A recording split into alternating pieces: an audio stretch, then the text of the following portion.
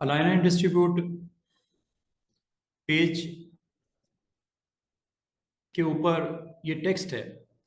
अगर मैं टेक्स्ट को टॉप पे प्लेस करना चाहूँ मैनुअली, मैं ऐसे करूंगा। बॉटम पे लाना चाहूँ, सेंटर में लेके आना चाहूँ, इसे बोलते हैं वर्टिकल अलाइनमेंट।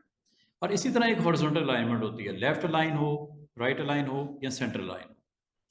ये इस तरह का एक्शन अगर आपको रिक्वायर्ड हो, ये काम करने के लिए बजाय कि आप पिक टूल से मैनुअली अलाइनमेंट करो, अभी मैं सिंगल एक टेक्स्ट से स्टार्ट कर रहा हूँ, फिर इसमें मैं मजीद ऑब्जेक्ट्स को भी शामिल करके आपको दिखा देता हूँ। Align and distribute option Docker में मौजूद है। ये डॉकर ओपन कर लिया करो। शिफ्ट कंट्रोल या कंट्रोल शिफ्ट ए इसकी शॉर्टकट की है, इसको ओपन कर लिया करो। ओपन करने के बाद अलाइनमेंट जो है, ये टॉप पे आपको 6 बटन्स नजर आ रहे होंगे। ये अलाइन करने के लिए लेफ्ट, सेंटर, राइट, हॉरिजॉन्टल, और ये वर्टिकल, टॉप, सेंटर, बॉटम। इसमें जो इंपॉर्टेंट चीज ये है कि अलाइन 2 में जो डिफॉल्ट ऑप्शन होती है वो सिलेक्टेड ऑब्जेक्ट्स होते हैं जो आपने सिलेक्शन में इंक्लूड किए हों। सेकंड ऑप्शन होती है पेज एज, थर्ड ऑप्शन होती है पेज सेंटर, फोर्थ ऑप्शन होती है ग्रिड, एंड फिफ्थ ऑप्शन होती है स्पेसिफाइड पॉइंट। अगर तो आप फर्स्ट ऑप्शन के साथ जाते हो तो ये सिलेक्टेड ऑब्जेक्ट्स के नाम से ऑप्शन है, क्योंकि इसमें आपके ऑब्जेक्ट एक ही है। तो अगर आप लेफ्ट करोगे या राइट करोगे, कुछ नहीं कर रहा। ठीक है, राइट लेफ्ट कुछ नहीं कर रहा। रीजन इज दैट अगर मैं यहां पे भी रख दूं इसको और इसका लेफ्ट करूं तो लेफ्ट ये है, इसका राइट करूं तो राइट ये है, सेंटर करूं तो इसे सेंटर में एक लाइन नजर आ रही होगी। ये इसका काम तब स्टार्ट होता है स्टूडेंट्स जब आपके नंबर ऑफ ऑब्जेक्ट कम से कम 2 हो। अगर मैं आपको अब कहूं कि आपने ये जो टेक्स्ट लिखा हुआ है इस बॉक्स के सेंटर में लेके जाना है, एक तो ये मैन्युअली ले जाओ ऐसे, ये सेंटर में आ गया। टॉप पे रखना है, टॉप पे रख दो, बॉटम पे रखना है, लेफ्ट पे लगाना है, राइट पे लगाना है, ये आप इस तरह कर सकते हो। लेकिन इसका जो राइट प्रोफेशनल मेथड है वो ये हो सकता है कि आप इन दोनों ऑब्जेक्ट को सिलेक्ट करो और इन दोनों को सिलेक्ट करने के बाद ये ऑप्शन को टिक कर दो, सिलेक्टेड ऑब्जेक्ट्स, और यहां पे अब आपको इसको कहो कि इस ऑब्जेक्ट के लेफ्ट पे ले आओ, या इस ऑब्जेक्ट के राइट पे ले आओ, या इस ऑब्जेक्ट के सेंटर में ले आओ। ये हॉरिजॉन्टल अलाइनमेंट हो रही है, रेलेवेंट टू ईच अदर। और अब आप, ये तो हॉरिजॉन्टल हो गया, अब वर्टिकल करना हो तो वर्टिकल के लिए वर्टिकल टॉप पे एक दूसरे को कर दो, उसके बॉटम हाफ पे ले आओ, या उसके सेंटर में इसको प्लेस कर दो। अंडू करते हैं। सिचुएशन ये थी कि ये एक बॉक्स है और ये एक टेक्स्ट है, 2 शेप्स बनी हुई हैं, या एक शेप है एक टेक्स्ट है। अब आपने इसको जब अलाइन करना है स्टूडेंट्स, तो आपने जब अलाइनमेंट करनी है तो तरतीब क्या रखनी है? क्या इस बॉक्स को फोकस करके इसको अलाइन करना है, या इस टेक्स्ट को फोकस करके इसको अलाइन करना है? सिलेक्शन पे डिपेंड करता है। अगर मैं कहूं कि मुझे इसको नंबर 1 सेलेक्ट किया, इसको नंबर 2 सेलेक्ट किया, और अब मैं सेंटर करूंगा, तो जो नंबर 2 ऑब्जेक्ट है, ठीक है, उसके मुताबिक उसने अलाइन किया है, नंबर 2 ऑब्जेक्ट हो। अच्छा, फिर एक काम करते हैं, इसको सिलेक्ट करते हैं, पहले इसको सिलेक्ट करते हैं बाद में। अब अगर मैं अलाइन करूंगा तो ये, इसका मतलब ये हुआ स्टूडेंट्स कि जो ऑब्जेक्ट सिलेक्शन में बाद में सिलेक्ट किया जाता है, अलाइनमेंट उसके मुताबिक होती है।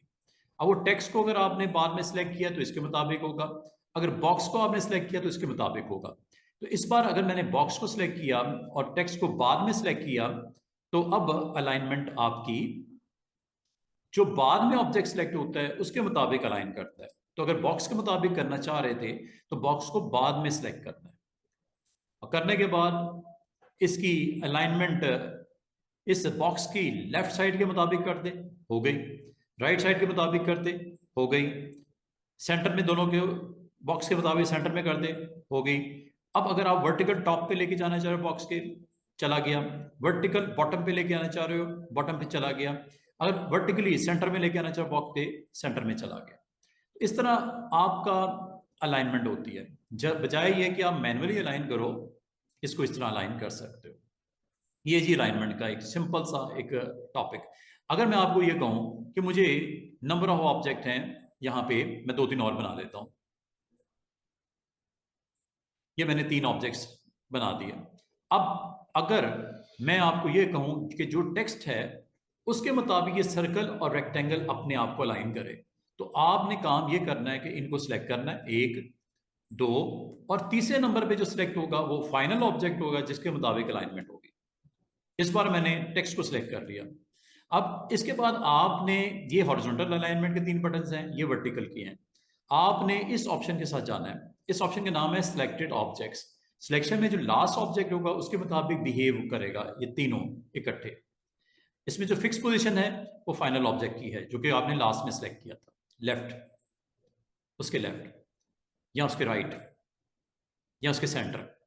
ये हो गया horizontal alignment relevant to your align and distribute text. और ये इसका टॉप, किसका टॉप? आपके अलाइन एंड डिस्ट्रीब्यूट टेक्स्ट का टॉप मैच कर गया, तीनों एक ही जगह पे आ गए। और अगर मैं इसका बॉटम मैच करवाऊं, ये बॉटम मैच हो गया तीनों का। और अगर आपको सेंटर में करना है अलाइन एंड डिस्ट्रीब्यूट के सेंटर, ये लो, ये सेंटर में हो गया। इसका मतलब है कि आपको ये अलाउ करता है कि आपका जो फाइनल ऑब्जेक्ट होता है वो एक्चुअली अलाउ करता है जो रिमेनिंग ऑब्जेक्ट हैं उनको तरतीब में लगा दे। अगर मैं आपको ये कहूं कि मुझे इस टेक्स्ट के मुताबिक नहीं करना, सर्कल के मुताबिक नहीं करना, मुझे इस पेज के मुताबिक करना है, पेज का सेंटर लेके आना है। पेज का सेंटर एक तो ये कि मैनुअली कर लो। दूसरा ये तरीका हो सकता है कि अगर ये डिस्ट्रीब्यूट हुए में डिफरेंट जगह पे भी पड़े हैं, कोई टेंशन नहीं लेनी, सिर्फ सिलेक्शन करनी है। सिलेक्शन करने के बाद आपने इसको एक चीज बतानी है, इंस्ट्रक्शन ये देनी है कि आपको पेज का सेंटर चाहिए, पेज के एज चाहिए, पेज का एज चाहिए। थर्ड ऑप्शन है पेज का सेंटर चाहिए। पेज के एजेस के हिसाब से अलाइनमेंट करनी है। जैसा आपको दिख रहा है पेज के एजेस पड़े हुए हैं, 4 एजेस हैं, और आप इसके मुताबिक अलाइन करना चाह रहे हो। एज के हिसाब से इसको लेफ्ट पे सबको लगा दे, सबको लेफ्ट पे ले आए। ये है लेफ्ट एजेस का। अगर मैं कहूँ राइट एज के ऊपर ले आए, आपने इसी को टिक रखना है और ये लेफ्ट है आ गया। अगर इसी पेज का सेंटर करना है, ये सेंटर आ गया। लेकिन ये तो आपका पेज का सेंटर आया है, अलाइनमेंट ऑब्जेक्ट्स की होगी। अब वर्टिकल की बात अगर करें, वर्टिकल जब तक करोगे नहीं होगा नहीं। अब आप ये चाह रहे हो कि इसका एज जो टॉप है उसके साथ ये सारे आपस में कनेक्ट हो जाए, ये लो। बॉटम के मुताबिक हो जाए तो ये लो। अब अगर वो सेंटर के मुताबिक हो जाए तो पेज का एजेस का सेंटर ये बनता है। इस तरह ऑब्जेक्ट को प्लेस करने में आसानी हो जाती है। अगर ये ना होता, अगर ये ना होता तो आपको काफी दिक्कत होनी थी ऑब्जेक्ट को अलाइन करते वक्त। लेकिन ये चूंकि उसने ऑप्शन दे दिए हैं, आपके लिए आसान हो गया। इसमें एक और चीज जो अच्छी चीज है वो ये, अलाइन एंड डिस्ट्रीब्यूट में एक और अच्छी चीज जो है वो ये है कि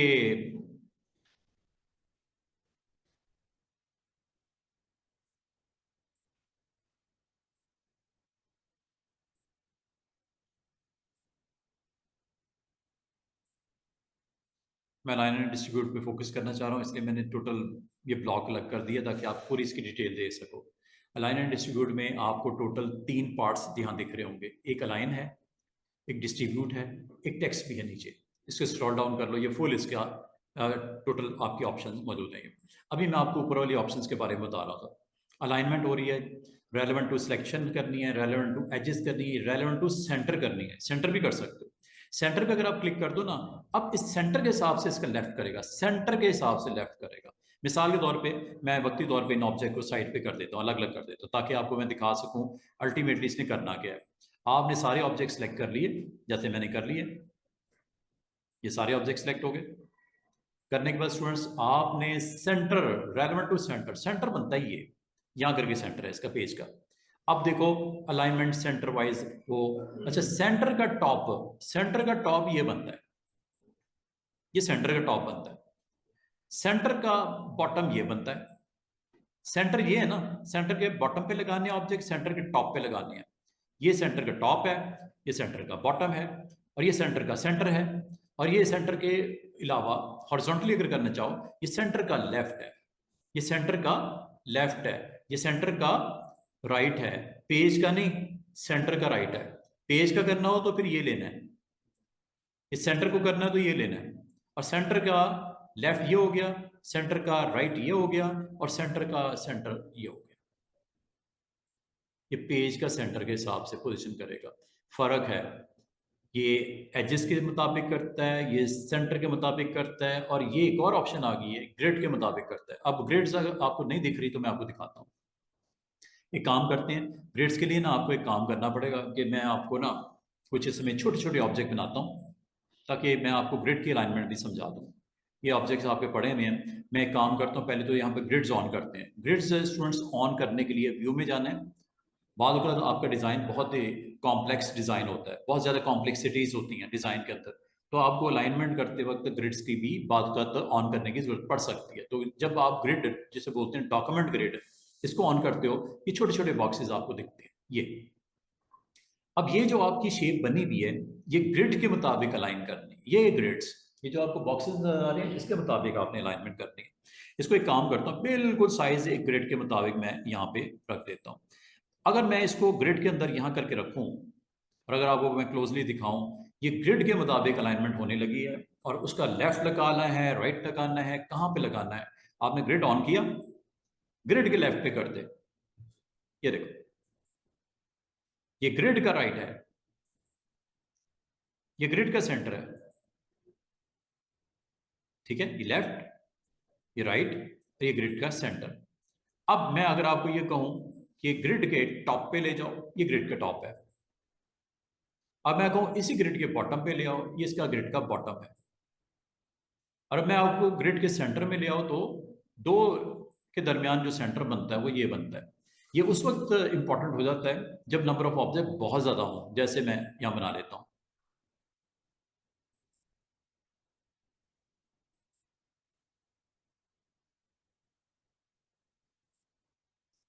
और भी अगर आपने बनाने हैं, कुछ और भी बना लो, ये लो। बाद का डिज़ाइन बहुत इस तरह का कॉम्प्लेक्स हो सकता है। अगर आप, मैं आपको ये कहूँ कि ग्रिड्स की अलाइनमेंट ठीक नहीं है, इसकी कर दी जाए, तो आप इन ऑब्जेक्ट को सिलेक्ट करो, और इनको अब आपने क्या करना है, क्या इसको सिलेक्शन के हिसाब से अरेंजमेंट करनी है? नो। क्या आपने इसकी पेज एजेस के हिसाब से अलाइनमेंट करनी है? नो। क्या आपने इसके सेंटर के मुताबिक अलाइनमेंट करनी है? नो। आपने ग्रिड्स के मुताबिक अलाइनमेंट करनी है, तो ग्रिड्स को आपने एक्टिव करना है। एक्टिव करने के बाद अब आपकी ग्रिड के मुताबिक ये पोजीशन को फ्लोट करेगा ऑब्जेक्ट को। बस इतनी सी बात है, कोई मुश्किल बात नहीं है। अब आप इसके लेफ्ट, ये अपने अपने लेफ्ट पे आ गए, अगर राइट, ये हर ग्रिड का अपने बॉक्स का राइट आ गया, और हर ग्रिड का टॉप, हर ग्रिड के अपने टॉप पे चले गए, हर ग्रिड के बॉटम, ये हर ग्रिड के बॉटम में आ गया, और हर ग्रिड का सेंटर अगर करना हो, हर ग्रिड का सेंटर आ गया। उसके मुताबिक ये देखो कितना खूबसूरती से ये तमाम ऑब्जेक्ट को अलाइन करके रख रहा है। अगर ये ऑब्जेक्ट बहुत ज्यादा होते, या मैं कर दूं, काफी सारे बना लेते हैं, ताकि आपको जब इसको इस्तेमाल करो तो आपको इसकी अलाइनमेंट की समझ आनी शुरू हो जाए कि ये कर क्या रहा है। काफी सारे बना लिए मैंने, ठीक है। अब इनकी ग्रेड्स के, मैं रैंडमली इसको प्लेस कर रहा हूं, मैं कोई ख्याल नहीं कर रहा ग्रेड का, ठीक है। ये ऑब्जेक्ट बन गए, ये लो, ये ऑब्जेक्ट बन गए, ये लो, ये लो।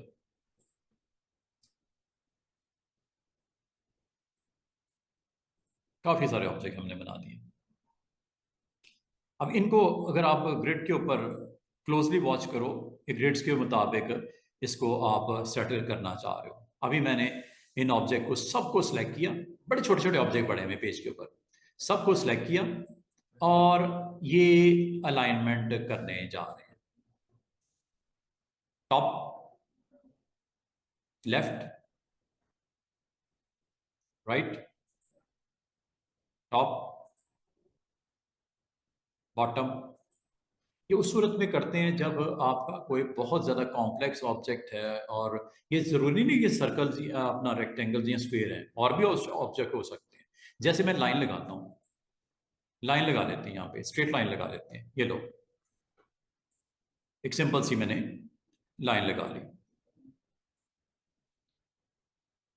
ठीक है। अब ये दरमियान में कहीं मैंने लगाई है, इसकी कुछ कॉपीज भी बना लेता हूँ रैंडमली, कोई इधर रख दी, कोई इधर रख दी, कोई दरमियान में रख दी, कोई यहाँ रख दी, ठीक है। ये ग्रिड्स के मुताबिक अगर आप चाह रहे हो इसकी अलाइनमेंट करना, तो इन सब को सिलेक्ट किया, और सिलेक्ट करने के बाद आप ग्रिड अलाइनमेंट के लिए ग्रिड को ऑन करो और इसके ग्रिड के टॉप पे कनेक्ट कर दो। ये देखो किस तरह खूबसूरती से उसने लाइन अप कर दिया।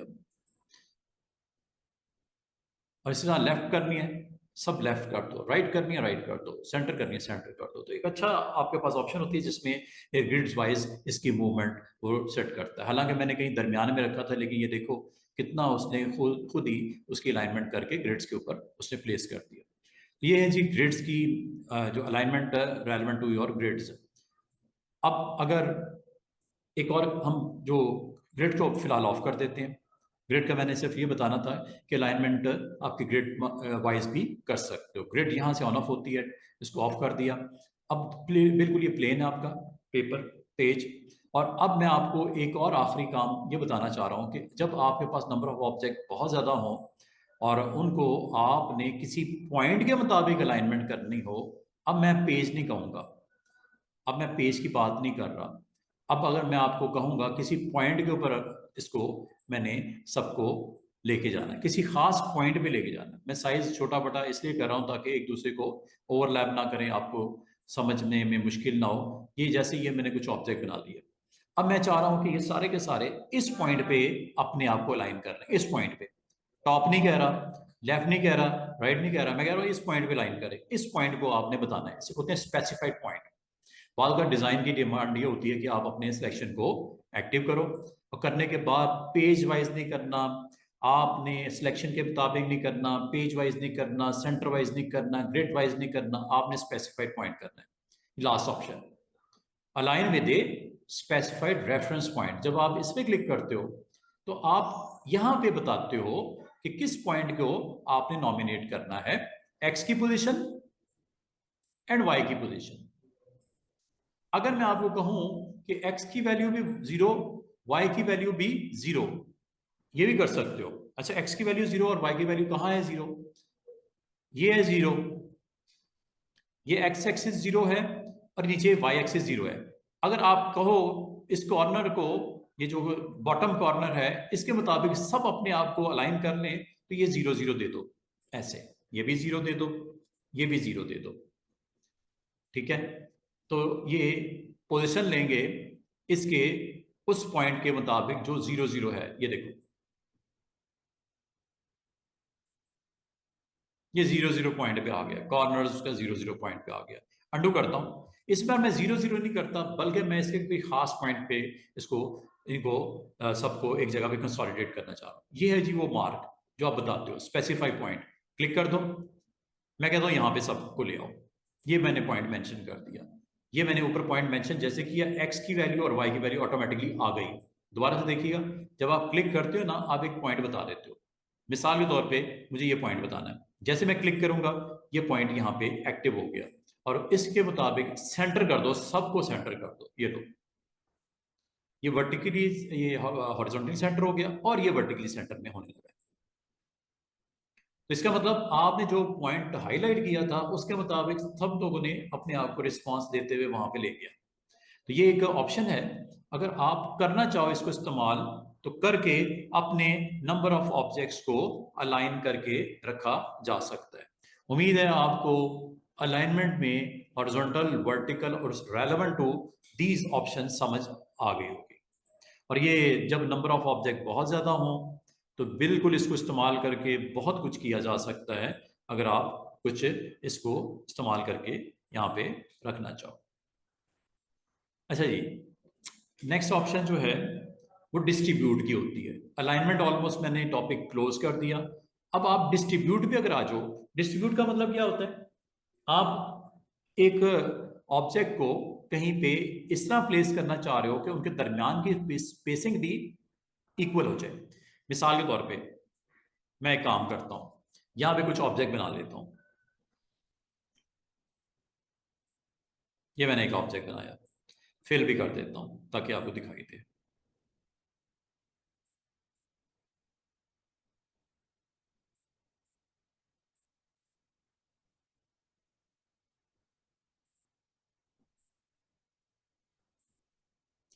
इसकी कुछ कॉपीज भी रख देते हैं।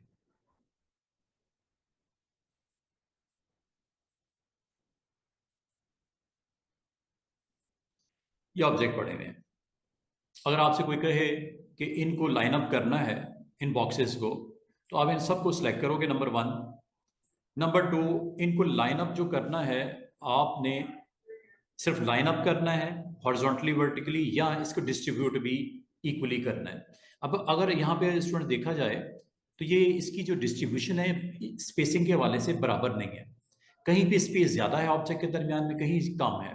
तो ये डिस्ट्रीब्यूशन के थ्रू कंट्रोल किया जा सकता है, बजाय ये कि मैनुअली इसके ऊपर आप टाइम वेस्ट करो। आप इसको डिस्ट्रीब्यूशन यहाँ से की जा सकती है। पहले अलाइनमेंट ज़रा करनी है, अलाइनमेंट कर लो। अलाइनमेंट टॉप के मुताबिक कर देता हूँ, ये लो सब एक ही जगह पे अलाइन हो गए। अब अगर मैं डिस्ट्रीब्यूशन की तरफ जाता हूँ, ये डिस्ट्रीब्यूशन की ऑप्शन होती है, लेफ्ट डिस्ट्रीब्यूट करते, लेफ्ट के मुताबिक सबको इक्वली स्पेस दे के, इवनली स्पेस दे के इनको एडजस्ट करते। ये लो जी, ये बराबर स्पेस हो गई। अगर इसको आप वर्टिकली, मैं इसको मूव करता हूं ऐसे, ये अब आपके पास ऑब्जेक्ट पड़े हुए हैं। अब ये ऑब्जेक्ट है, ये वर्टिकली आपके डिस्ट्रीब्यूशन इसकी आपको रिक्वायर्ड है, वर्टिकली डिस्ट्रीब्यूट करना है, जो कि स्पेस आपको देख रहे हो डिफरेंट डिफरेंट नजर आ रही है।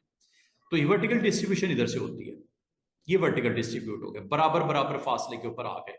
हालांकि बिफोर दिस सेक्शन ये आपका स्पेसिंग जो है वो बराबर नहीं है, लेकिन डिस्ट्रीब्यूशन में ये आप हॉरिजॉन्टल करना हो हॉरिजॉन्टल यहाँ से कर लेना, वर्टिकल करना हो तो वर्टिकल यहाँ से कर लेना। ये आपका वर्टिकल इसको डिस्ट्रीब्यूट करके इसने दिखा दिया।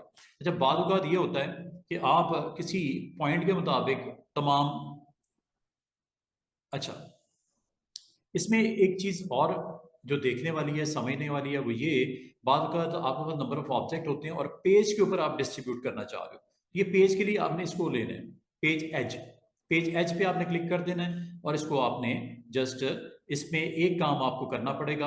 आप यहाँ पे एक ऑब्जेक्ट रख दो, यहाँ पे दूसरा ऑब्जेक्ट रख दो, और इनके दरमियान की स्पेस ये खुद मैनेज करेगा जब आप इस पे क्लिक करोगे। ये ऑप्शन है सिलेक्टेड ऑब्जेक्ट, ये ऑप्शन है पेज एज। ये पेज एज को आपने ऑन करना है, और पेज एज ऑन करने के बाद ये स्पेसिंग आपकी इक्वली जस्टिफाई कर देगा। ये पेज एज है। सिलेक्शन में सिलेक्शन को करेगा, इसमें पेज एज वाइज इसको स्क्रीन के ऊपर लेके आएगा। अलाइनमेंट इसकी थोड़ी सी गड़बड़ हुई भी है, अलाइन कर लेते हैं, लेफ्ट से अलाइन कर लेते हैं। तो इस तरह आप अपने ऑब्जेक्ट्स को विद नो टाइम आप इसको बहुत अच्छे तरीके से स्क्रीन के ऊपर प्रेजेंट कर सकते हो। कभी आपको अगर इस तरह कोई एक्शन रिक्वायर्ड हो जिसमें आप अपने ऑब्जेक्ट्स को स्क्रीन के ऊपर अलाइन करना चाह रहे हो, प्लेस करना चाह रहे हो, then go with these option. अब अगर मैं आपको ये कहूँ कि इस ऑब्जेक्ट और इस ऑब्जेक्ट के दरमियान का पोर्शन को आपने अलाइन करना है या डिस्ट्रीब्यूट करना है, तो आप इनको सेलेक्ट करके फिर पेज ना कहिएगा, पेज कहोगे तो पेज वाइज करेगा, एज वाइज करेगा। इसके लिए फिर आपने इस ऑप्शन पे जाना है, सिलेक्टेड ऑब्जेक्ट। सिलेक्टेड ऑब्जेक्ट के दरमियान में डिस्ट्रीब्यूशन होगी कुछ इस तरह, ये सिलेक्टेड ऑब्जेक्ट है।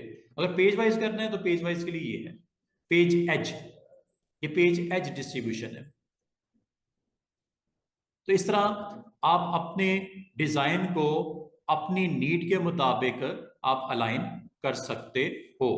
और यहां पे आप अगर इसमें किसी पॉइंट के रेलेवेंट अगर आपको एडजस्टमेंट करनी है वो भी की जा सकती है। मिसाल के तौर पे एक मैं छोटा सा आपको एक्शन करके दिखाता हूं।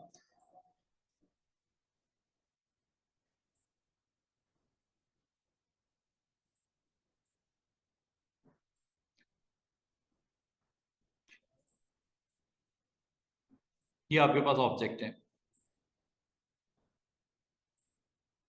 कहीं स्पेस ज्यादा कहीं कम। आप अगर आप चाह रहे हो कि ये एक सेंटर वाला ऑब्जेक्ट है, इससे फासला ले लें रिमेनिंग ऑब्जेक्ट, इससे फासला ले लें रिमेनिंग ऑब्जेक्ट, तो आपने इसको किस तरह करना है, आपने ये सारी सिलेक्शन ऑन करनी है और फिर इस ऑप्शन पे जाना है जो लास्ट ऑप्शन है, ऑब्जेक्ट स्पेसिंग। ऑब्जेक्ट स्पेसिंग पे जाके यहां से भी आप हॉरिजॉन्टली एंड वर्टिकल स्पेसिंग को मैनेज कर सकते हो। ये आपके पास थर्ड ऑप्शन है, यहाँ पे आप इसको जाके हॉरिजॉन्टल स्पेस कितनी रखनी है इनके ऑब्जेक्ट के दरमियान में, वर्टिकल कितनी रखनी है, अगर आप वर्टिकल भी करना चाहो वर्टिकल भी कर सकते हो, और just you need to go with this option. ये ले, इसके दरमियान में स्पेसिंग 0.5 है, बढ़ा दूं? अगर ये आप बढ़ाना चाह रहे हो स्पेसिंग, यहां से इसको इंक्रीज भी कर सकते हैं। अब इनके दरमियान में स्पेसिंग 1 इंच की हो जाएगी। इस वैल्यू को आप अपनी मर्जी से कम ज्यादा वर्टिकल करना चाहो वर्टिकल यहां से कर लीजिएगा, और ये स्पेसिंग यहां से आप एडजस्ट कर सकते हो। वर्टिकल यहां से होगी, ये वर्टिकल आप करना चाहो हॉरिजॉन्टल करना चाहो, स्पेसिंग मैनेज आप यहां से कर सकते हो। नहीं जी, बस इतना ही है इसके अंदर अलाइन एंड डिस्ट्रीब्यूट में, जिसमें आप अपने नंबर ऑफ ऑब्जेक्ट्स को अलाइनमेंट के पॉइंट ऑफ व्यू से ये सारा एक्शन कर सकते हो। अलाइन एंड डिस्ट्रीब्यूट की ऑप्शन सिर्फ ये आपको इतना करती है कि आपके नंबर ऑफ ऑब्जेक्ट जो प्लेस होते हैं पेज के ऊपर उसको ऑर्डर में लगा देती है। अच्छा जी, नेक्स्ट आज का जो टॉपिक है वो है मैश फिल। स्मार्ट फिल मैंने आपको करवा दिया था, इंटरेक्टिव फिल मैंने आपको बता दिया था, मैश फिल मैंने आपको नहीं बताया। मैश फिल का क्या काम होता है स्टूडेंट्स? मैश फिल से आप क्या कर सकते हो? मिसाल के तौर पे एक रेक्टेंगल बनाते हैं, ये मैंने रेक्टेंगल बना दिया। रेक्टेंगल के अंदर मुझे अगर कलर को प्लेस करना है, मैं इजिली इसके अंदर कोई भी कलर प्लेस कर सकता हूँ। सिंगल कलर करना है, मैं सिंगल कलर इजिली प्लेस कर सकता हूँ। लेकिन मुझे यहाँ पे टूल का नाम है मैश। मैश फिल से या एम प्रेस करने से आपकी स्क्रीन के ऊपर स्टूडेंट्स 4 कोऑर्डिनेट्स आ गए, ये आपको दिख रहे होंगे। अब आप इससे क्या कर सकते हो?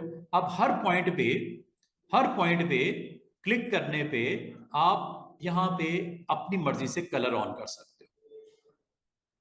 हर पॉइंट पे क्लिक करके यहां पे अपनी मर्जी से कलर ऑन कर सकते हो।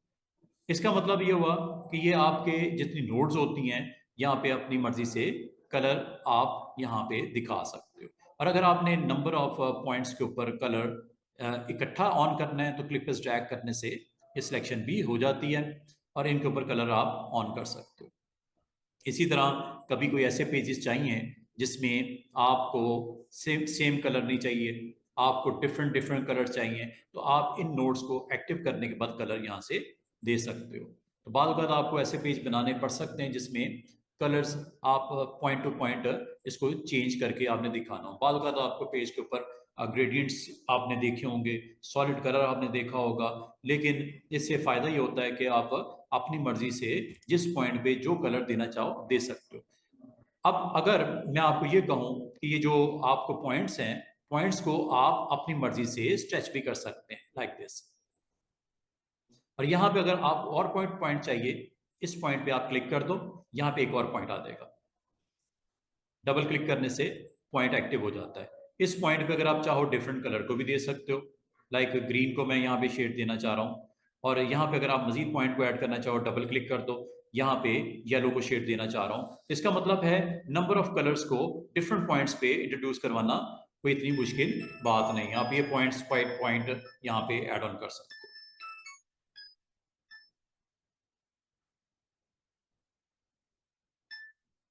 जी जी जी, नहीं अभी नहीं, तो 7 बजे के बाद। 7 बजे? क्यों? हाँ जी, 7 बजे ठीक है। नहीं नहीं, कोई मसला नहीं, मैं निकलता हूँ सर। हाँ चलो, ठीक है ओके। इसमें आप अगर डिफरेंट कलर्स को यहाँ पे, जिससे आप देख रहे हो शेड्स आ रही है डिफरेंट डिफरेंट, ये शेड्स किस तरह आप यहाँ पे लेके आओगे? पॉइंट्स को ऐड करोगे, पॉइंट्स को आप डबल क्लिक करने से ऐड कर सकते हो, और इस पॉइंट के ऊपर आप अपना डिफरेंट कलर, जैसे मैं व्हाइट यहाँ पे ऐड करने लगा हूँ, ये व्हाइट शेड यहाँ पे आ गया। इसका मतलब जिस जगह पे आपको पॉइंट ऐड करना हो वहां पे डबल क्लिक करो, इस पॉइंट को एक्टिव करो, और यहाँ पे अपना उस पॉइंट को जो आपको यहाँ पे चाहिए उसको ऑन कर दो। तो ये डिफरेंट डिफरेंट आप कलर्स डिफरेंट पॉइंट्स के ऊपर आप यहाँ पे ऑन कर सकते हो।